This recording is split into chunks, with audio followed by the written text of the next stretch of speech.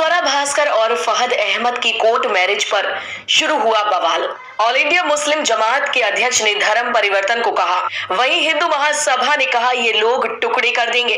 आपको बता दें, मशहूर एक्ट्रेस स्वरा भास्कर और सपा नेता फहद अहमद की कोर्ट मैरिज सोशल मीडिया पर वायरल होने के बाद अब ऑल इंडिया मुस्लिम जमात के अध्यक्ष ने उन्हें टारगेट कर डाला है। वहीं दरगाह आला हजरत से जुड़े संगठन ऑल इंडिया मुस्लिम जमात के अध्यक्ष मौलाना शहाबुद्दीन रिजवी ने स्वरा भास्कर की शादी को नाजायज करार दिया है। उन्होंने कहा, पहले स्वरा भास्कर इस्लाम कबूल करे तभी निकाह जायज होगा। वहीं इस शादी पर हिंदू महासभा के राष्ट्रीय प्रवक्ता अशोक पांडे ने अन्य हिंदू लड़कियों की तरह टुकड़े हो जाने का संदेशा जताने के बयान दिया है। वहीं एएमयू के पूर्व छात्र संघ अध्यक्ष फैजुल हसन ने मौलाना के बयान को दरकिनार करते हुए शादी को सही करार दिया। फैजुल हसन पहले ही स्वरा भास्कर और फहद को मार्च में एएमयू में शादी पार्टी की पेशकश कर चुके हैं। इधर मुस्लिम समाज से जुड़े धर्मगुरु एडवोकेट इब्राहिम हुसैन ने कहा कि हिंदुस्तान में हर कोई आजाद है, यहाँ का मुस्लिम शरीयत को नहीं मानता है।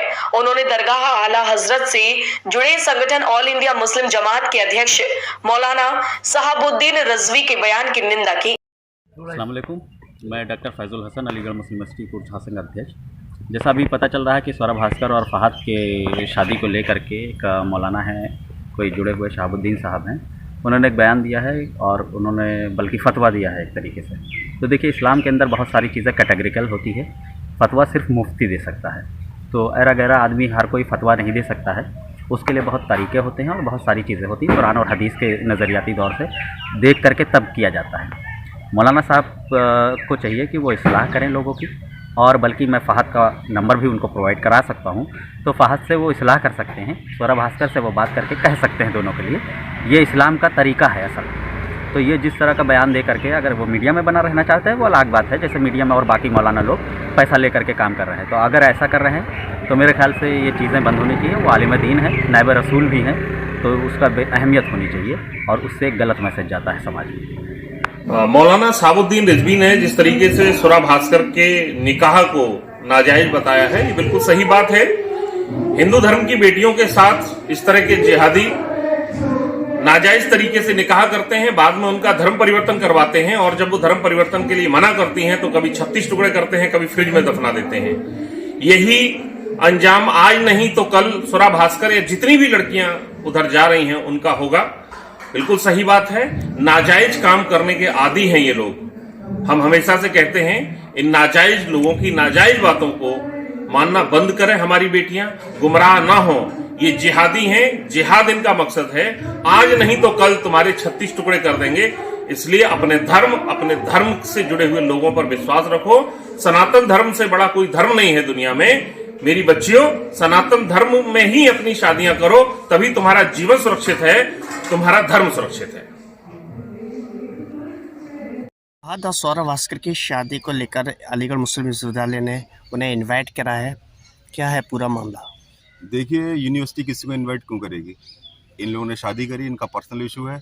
और जो एक अध्यक्ष साहब हैं फैजुल साहब, उन्होंने एक इनविटेशन दिया है, जो कि एक पर्सनल तौर पे इनविटेशन दिया गया है। खामखा की राजनीति करने के लिए उन्होंने एक स्टेटमेंट दिया है, जो कि सरासर गलत है।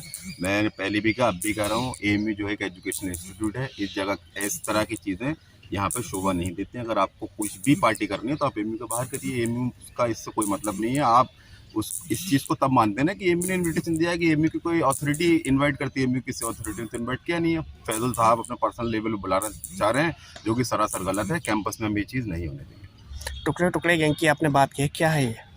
देखिए, आप मीडिया बेहतर जानती है टुकड़े टुकड़े गैंग क्या है। जो भी मसला रहा है, आप इसको देखिए, इन लोगों की क्या गतिविधियाँ रहती हैं। अब जगह CNRC वाला जो मामला हुआ था, तो वो जो था, इन लोगों ने, जो खास तौर से स्वरा भास्कर है, इन लोगों ने भारत के मुसलमानों को बरगलाया। असल में ये जो बिल आया था, यहाँ के मुसलमानों के लिए था ही नहीं। मैं हिंदुस्तान में रह रहा हूँ, मैं अपने 7 पोस्ट गिना दूंगा। अब कहने का मतलब है, जो बाहर के लोग आके मुसलमान यहाँ रह रहे हैं, बाहर के नॉन मुस्लिम भी आके रह रहे हैं, भारत की स्थिति अगर सही करेगा, पहले अपने लोगों के लिए करेगा, अपने लोगों को खाना देगा, बाहर के लोगों को खाना देगा। बांग्लादेश क्यों बना? अगर बांग्लादेश के मुसलमान ही यहाँ के मुसलमान आके यहाँ रह रहे हैं, अगर उनसे सरकार प्रूफ मांग रही है, तो क्या गुनाह कर रही है इसमें भाई? तो इन्होंने उस वाले आंदोलन को पूरा मैनिपुलेट कर दिया, ये दिखा दिया कि ये इस देश के अंदर मुसलमान सेफ नहीं है। तो स्वरा भास्कर जैसे लोग हमेशा एंटी इंडियंस रहे हैं। ऐसे लोगों का हम अलीगढ़ मुस्लिम यूनिवर्सिटी में कोई भी प्रोग्राम नहीं होने देंगे।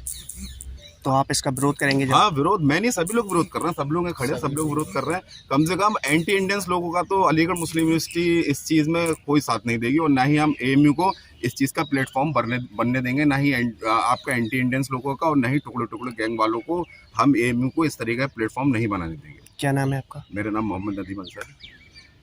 आप यही के तालिब इल्म? हाँ, फॉरेन वाइस प्रेसिडेंट रहा स्टूडेंट यूनियन में, और इस वक्त जो हूँ मैं स्कॉलर हूँ सोशल वर्क डिपार्टमेंट।